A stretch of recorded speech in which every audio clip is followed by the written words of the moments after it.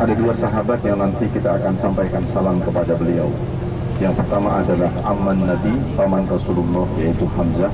Yang kedua adalah Mus'ab bin Umair. Siapa? Mus'ab bin Umair. Membagi peziarah yang datang ke Jabal Uhud. Mereka nanti akan sampaikan, Assalamu alayka ya Amman Nabi, Assalamu alayka ya Asadallah, Assalamu alayka ya Asad Rasulillah. Mereka adalah orang-orang yang gugur di saat perang Uhud. Tetapi bagi peziarah ada dua nama yang disebutkan. Yang pertama adalah Hamzah, paman Nabi. Yang kedua adalah Mus'ab bin Umair. Siapa Mus'ab bin Umair? Mus'ab bin Umair ini anak orang kaya yang Rasulullah SAW mengatakan, Ma ra'aitu ahadan di Makkah. Saya tidak pernah melihat seseorang di kota Makkah yang tampannya melebihi ketampanan Mus'ab bin Umair, yang rambutnya serapi rambut Mus'ab bin Umair. Saya juga tidak pernah melihat ada seorang pemuda yang kayanya melebihi kekayaan Mus'ab bin Umair. Jadi Mus'ab bin Umair ini anak kesayangan dari orang kaya, tetapi kemudian dia tinggalkan semuanya karena cintanya kepada Rasulullah. Bayangkan, ditinggalkan dunia oleh Mus'ab bin Umair karena cintanya kepada Rasulullah. Bapak Ibu tahu, ketika Mus'ab bin Umair itu masuk Islam, ibunya itu berjemur di terik matahari, protes. Kata ibunya, ya Mus'ab, kau tinggalkan ajaran nenek moyangmu karena ikut Muhammad.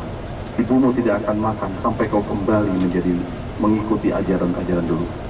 Bapak Ibu, siapa seorang anak yang tidak meneteskan air mata ketika orang yang dicintai tidak mau makan, berjemur di terik matahari?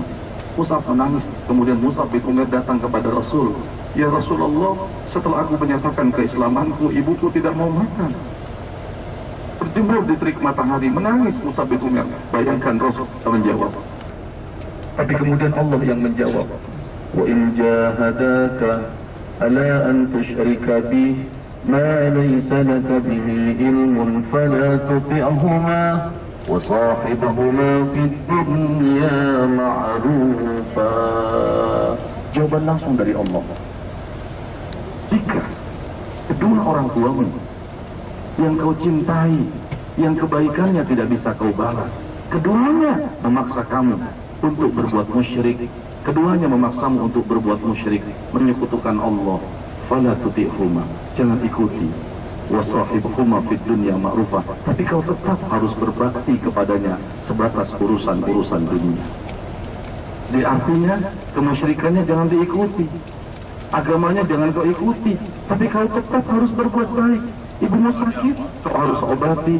Ibumu tidak punya baju, kau berikan baju. Ibumu lapar, kau berikan makan. Begitulah ajaran Islam.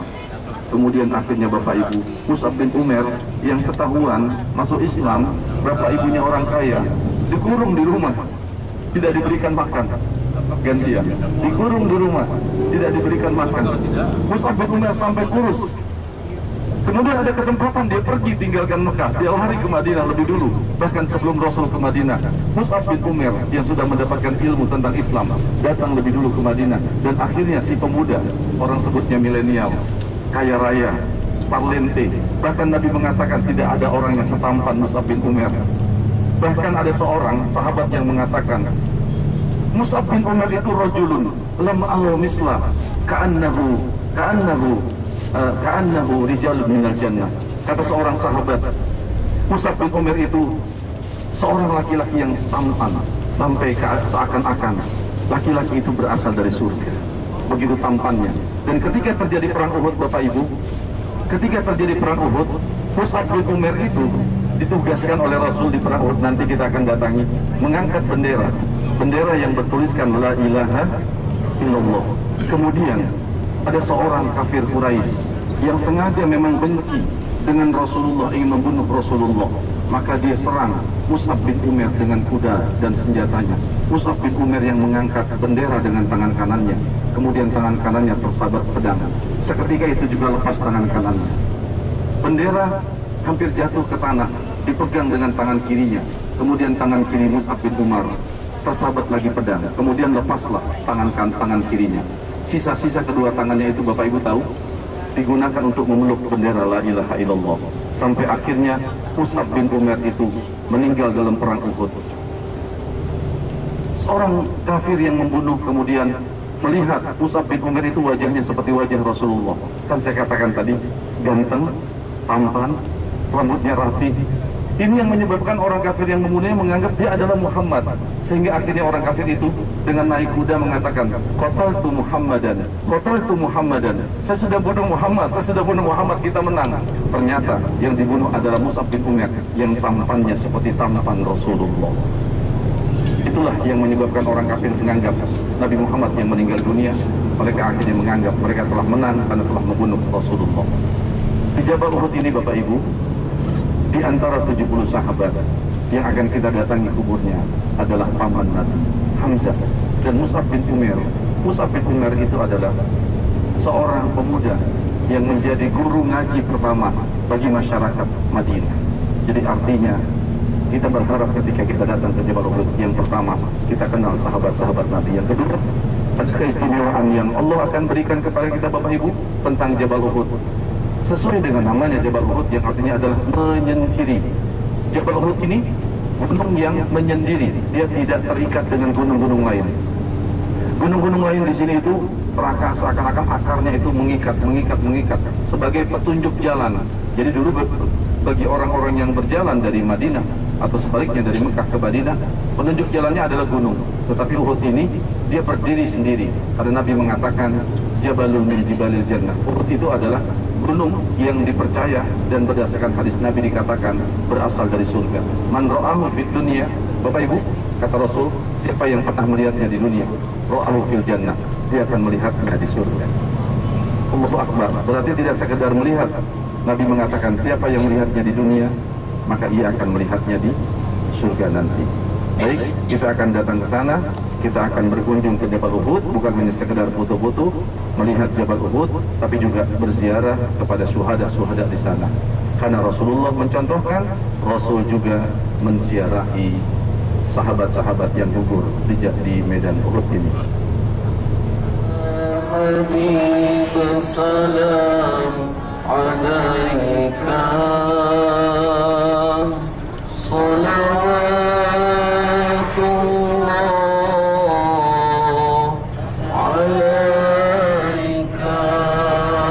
sama-sama ya Nabi salam alaika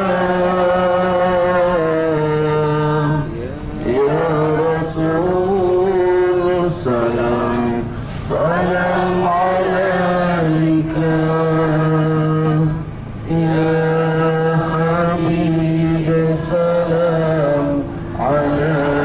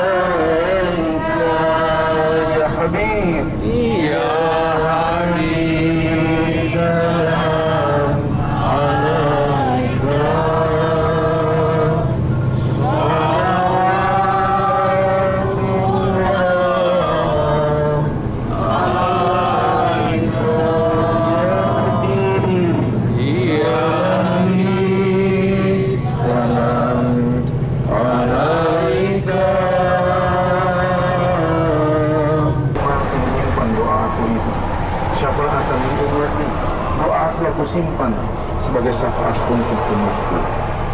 Saudara-saudaraku, sekarang kita berada di kota Nabi. Nabi yang kita datangi adalah Nabi yang pada hari kiamat nanti diberikan hak oleh Allah untuk memberikan syafaat. Siapa yang akan mendapatkan syafaat di antara umatnya yang akan dekat dan dapat syafaat dari Rasul? Wajib syukur alaina berdoa lillahi ta'ala. Allah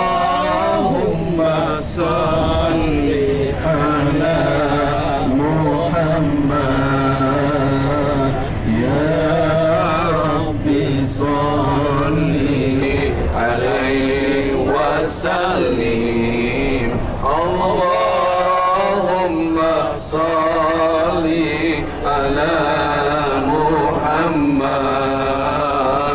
يا ربي صل عليه وسلم. Maka dia akan melihatnya di surga. Yang di bawahnya searah dengan kuis kita adalah Jabal Rima. Jabal apa? Jabal Rima.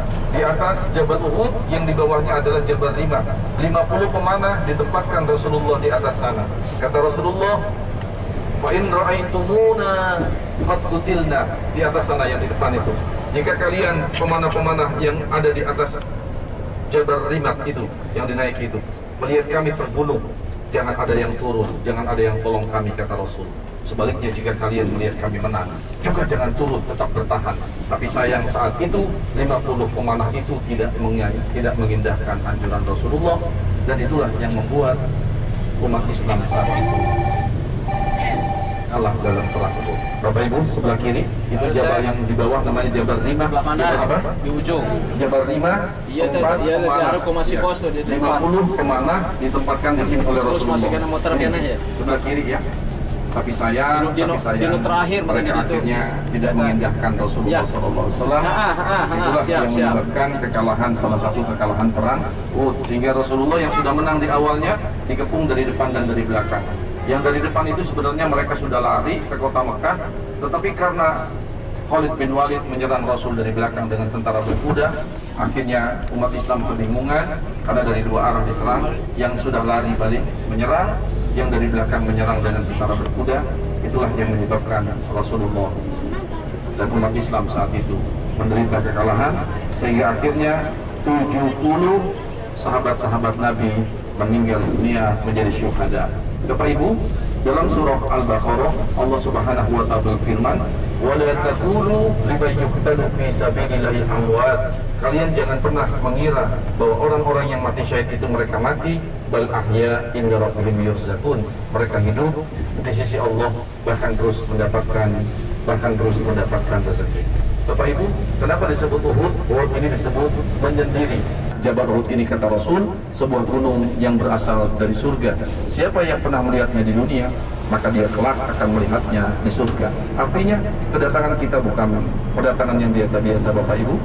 Kedatangan kita ini ke tempat pernah terjadinya perang besar dalam sejarah dakwah Nabi Muhammad SAW, dan kita akan berziarah kepada beliau.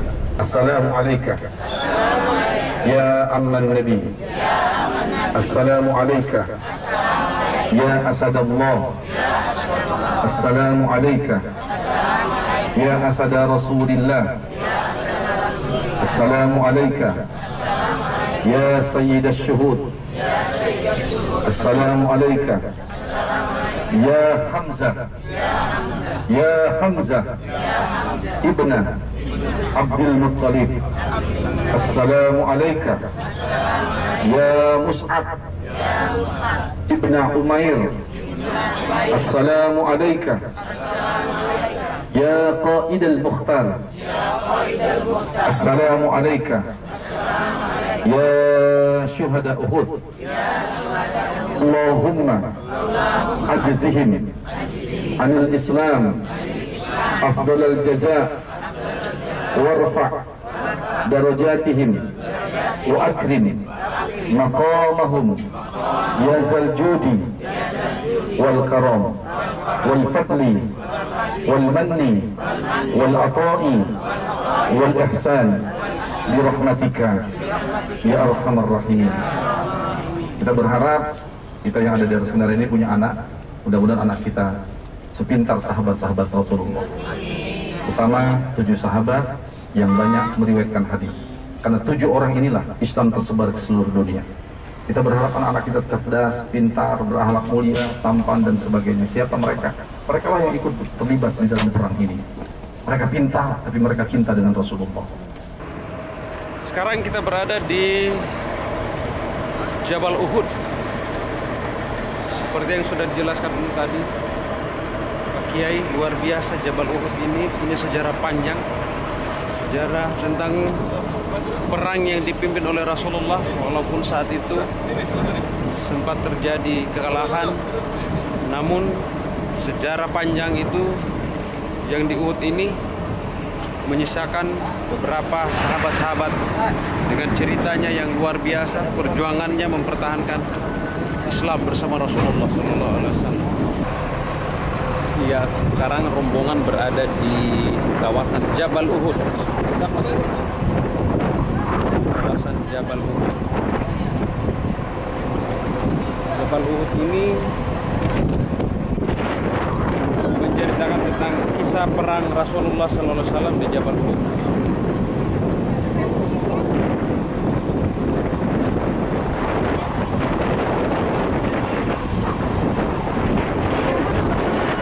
Jabal Uhud.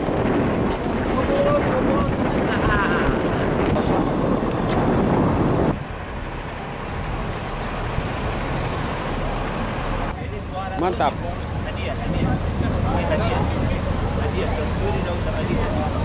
Tak ada belanja. Sudah, ini aja supaya tidak penting kelihatan. Ini hadiah. Ke jalan ke sana.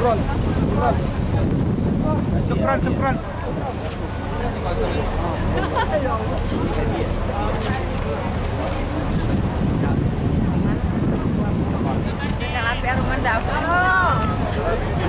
nanti jatuh.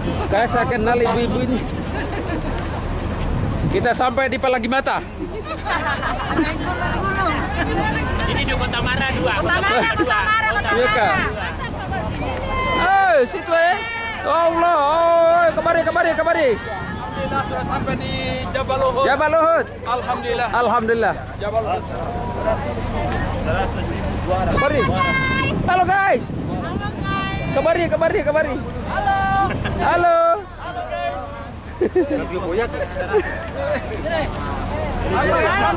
Halo juga. Dari mana? Dari mana? Dari sana. Ini jauh. Halal. Wameo. Sampai di atas kah? Halo. Iya. Dari mana? Dari mana saya tidak mengerti. Tertutup. Tadi Pak Badri. Dari tadi malam.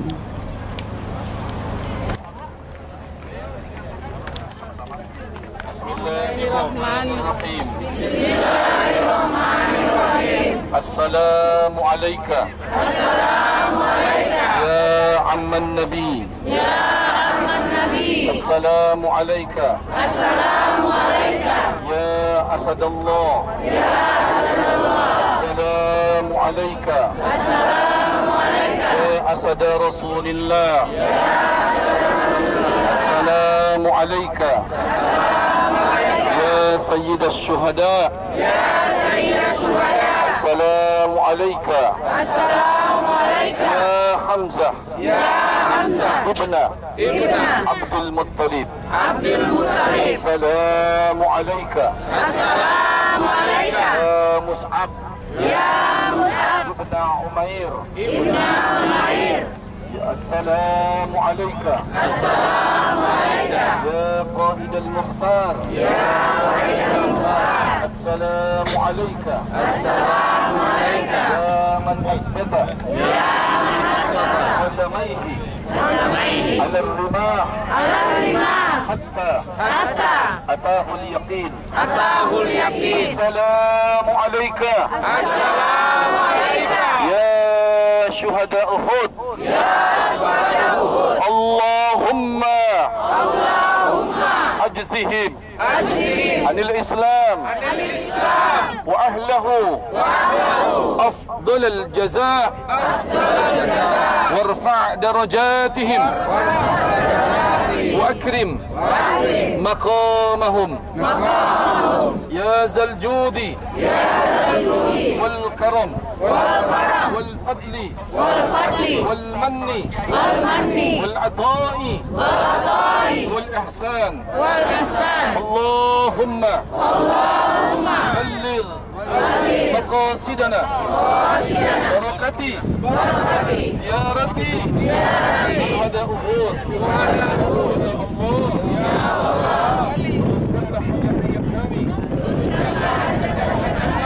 الله permintaan kami, terima doa kami, ampuni dosa kami, dosa ibu bapa kami, dosa saudara-saudara kami, orang-orang yang kami cintai. Berkati ziarati syuhada Uhud dengan sebab berziarah kepada syuhada Uhud bifadlika wajudika wa karamika ya akramal akramin ya ajwadal ajwadin ya mujib ya mujib as-sa'ilin taqabbal du'a'ana wa hassil maqasidana wa sallallahu wa sallama ala sayyidina Muhammadin wa ala alihi wa sahbihi wa sallam walhamdulillahi rabbil alamin.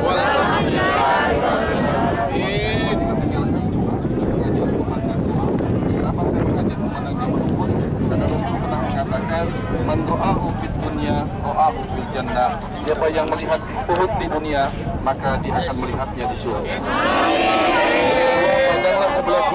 Pandanglah sebelah kiri di sana, di tempat di mana orang-orang naik ke sana. Insyaallah kita juga nanti insyaallah itu yang disebut dengan Jabar Rimah. Apa?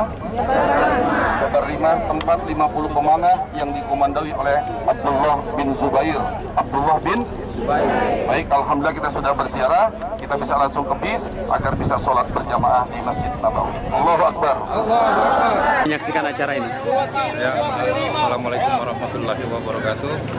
Alhamdulillah seluruh jamaah Bawas karena sekarang sudah berada di Madinah, di kota Madinah ini. Pada saat ini kita berziarah ke tempat-tempat bersejarah seputar kota Madinah. Yaitu jamaah pertama kita ziarahi tadi Masjid Quba, dan kita mampir ke situ. Sekarang ini kita berada di Jabal Uhud. Alhamdulillah semua berjalan lancar. Sekarang kita akan kembali ke hotel. Tentunya nanti akan mampir ke Masjid Qiblatain dan Masjid Handaq untuk ziarah kedua masjid tersebut. Walaupun hanya lewat saja, tidak mampir. Sekali lagi kami mengucapkan dari pihak Rauda Wisata mengucapkan banyak terima kasih atas kepercayaan dan kepercayaan masyarakat Bau-Bau kepada Rauda Wisata untuk melayani jamaah-jamaah umroh, baik jamaah umroh maupun jamaah haji dari Bau-Bau. Demikian. Kami dari Rauda Wisata selalu ingin meningkatkan pelayanan kepada masyarakat Indonesia ya, dari Bau-Bau, karena alhamdulillah sudah beberapa tahun ini Bau-Bau selalu mempercayakan kami pihak travel Rauda Wisata untuk melayani jamaah-jamaah umroh dari Bau-Bau. Tentunya alhamdulillah tahun ini ada sedikit peningkatan yang kami lakukan, dan setiap tahun ini kita berada betul-betul persis di pinggir halaman Masjid Nabawi. Insya Allah di Mekah juga, karena seperti tahun-tahun sebelumnya di Mekah juga kita selalu berada di persis di halaman Masjid Nabawi, hotel yang berada di halaman Masjid Nabawi. Oke, terakhir ini kan kemarin saya dapat informasi ada 6 yang diberangkatkan gratis. Berarti itu satu mungkin perhatian juga dari Rauda untuk masyarakat bahwa memang kita benar-benar hadir untuk memberikan pelayanan terbaik. Alhamdulillah tahun ini mungkin mudah-mudahan kita bisa tingkatkan lagi, lebih baik lagi, dan kami tentunya butuh bantuan doa dari seluruh jamaah, baik jamaah yang ada di sini maupun masyarakat yang ada di Bau-Bau. Semoga perjalanan atau pelayanan kami yang ada, perjalanan kita selama di kota Madinah dan di Mekah ini untuk pelaksanaan ibadah umroh selalu dalam lindungan dan kasih sayang Allah Subhanahu wa Ta'ala. Terima kasih Pak Kiki. Mungkin Allahumma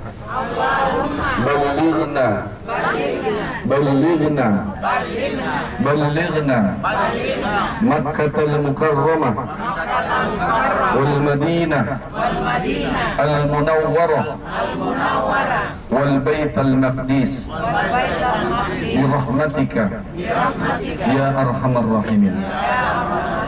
Kenapa saya doa gitu? Ya Allah, sampaikan kami ke Masjidil Haram, Masjid Nabawi, dan Baitul Maqdis. Kenapa? Karena 3 tempat ini yang dianjurkan Rasul dalam hadisnya. La tushaddur rihal. kalian tidak diperintahkan sungguh-sungguh untuk mempersiapkan uang, bekal, dan biaya kecuali untuk datang ke 3 masjid. Apa masjid apa yang kalian harus kunjungi, kata Rasul? Yang pertama Masjidil Haram, Masjid Nabawi, dan Masjidil Aqsa. Kenapa? Karena kata Rasul, sholat di Masjid Nabawi lebih afdal dari 1000 sholatin, 1000 kali. Sholat di Masjidil Haram afdalu min mi'ati alfi sholatin, lebih afdal dari 100.000 kali. Sementara sholat di Masjidil Baitul Maqdis atau Masjidil Aqsa lebih afdal dari 500 dari 500.000 kali sholat. Jadi Rasulullah anjurkan umat Islam untuk mendatangi 3 masjid ini. Mudah-mudahan kita kesampaian. Udaranya lebih dingin kemarin. Bahkan ketika saya masuk dari Yordan, itu terjadi turun salju. Turun salju. Di sana, ya 3, kenapa kok 3 masjid itu? Seperti ini sekarang saya ceritakan. Jadi sayang sekali, seperti tadi, kalau kita tidak turun tadi ziarah, rugi sekali kita tidak ziarah. Karena Rasulullah itu berziarah juga. Memang agak panas ya. Betul ya. Tidak apa-apa. Kan yang tidak turun, kita sudah ziarah dari sini tadi. Taktiknya saya tadi sudah baca dari mana? Dari bus. Boleh atau tidak? Boleh. Jadi itulah strateginya Ustaz. Yang tidak turun sudah dapat pahala dengan cara berziarah di atas kendaraan. Boleh atau tidak? Boleh. So tadi yang ziarah juga kita tidak mendekat ke kubur, agak jauh, cuma supaya lebih dekat saja. Jadi artinya doanya kita tadi itu apa sih? Yang pertama, Assalamualaikum ya aman Nabi. Setiap kita datang berziarah ke kubur, baik kubur bapak kita, orang tua kita, termasuk di kuburnya Rasulullah, kan itu yang kita sampaikan. Assalamualaikum ya Rasul. Assalamualaikum ya Habiballah. Sama juga ketika tadi kita berziarah, kenapa saya pimpin baca doa Assalamualaikum ya aman Nabi? Artinya kita mengucapkan salam kepada aman Nabi. Aman Nabi itu artinya paman Nabi. Assalamualaikum ya Asadallah. Kenapa saya sebutkan Asadallah? Karena Asadallah itu artinya pedangnya Allah. Karena Hamzah ini membantu perjuangan Rasulullah. Kemudian ada nama yang kedua yang saya sebutkan, Assalamualaikum ya Mus'ab bin Umair. Siapa Mus'ab bin Umair? Qaidul Mukhtar. Dia adalah penolongnya Rasulullah. Jadi Rasulullah itu ditolong oleh Mus'ab bin Umair. Sampai Mus'ab bin Umair itu meninggal dunia dalam usia 40 tahun, masih muda sekali. Masih muda Mus'ab bin Umair, tetapi subhanallah, Rasulullah itu merasa kehilangan Mus'ab bin Umair. Karena mohon maaf, Mus'ab bin Umair itu tadinya orang kaya. Ingat, tadinya orang kaya, kemudian kekayaannya ditinggal karena meninggalkan keluarganya, lebih memilih cinta kepada Rasulullah. Sampai akhirnya mohon maaf Bapak Ibu, ketika meninggal dunia, Mus'ab bin Umair itu hanya punya kain kafan. Ketika wajahnya ditutup, mohon maaf, maka kakinya terbuka. Ketika kain kafannya itu ditutup ke kaki, wajahnya yang terbuka. Begitu miskinnya Mus'ab bin Umair.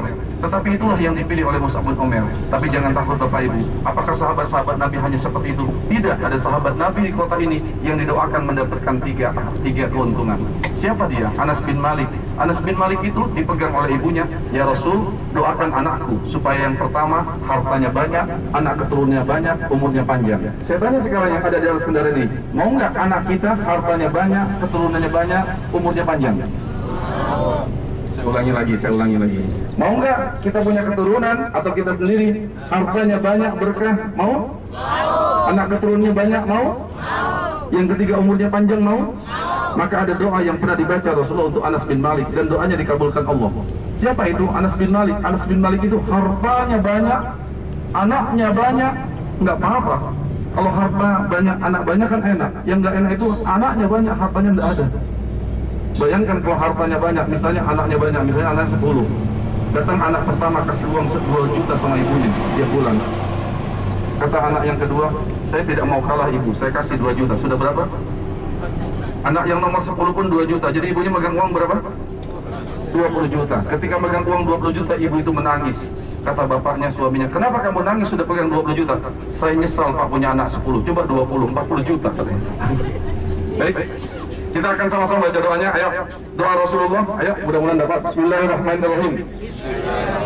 Allahumma aksirna amwalana wa auladana wa banatina wa banatina wa'atil umurana.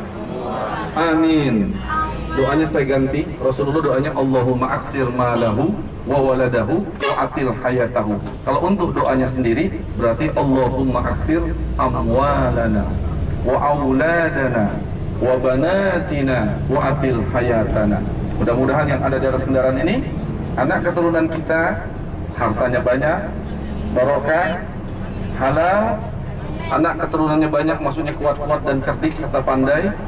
Yang ketiga, umur kita panjang, sehat walafiat. Amin ya Rabbal alamin. Balik lagi kemana? Ke Mekah dan Madinah bersama orang-orang yang kita cintai. Amin ya Rabbal alamin. Baik Bapak Ibu Saudara sekalian, ya di depan kita tadi sudah terlewat. Di depan kita ada tempat yang namanya Khandaq. Apa? Khandaq. Ya. Baik. Ini saya ceritakan, nanti mudah-mudahan juga keturunan kita seperti ini.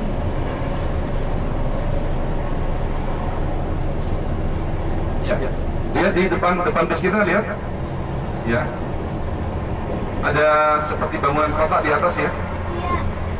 Nah itu, ya lihat.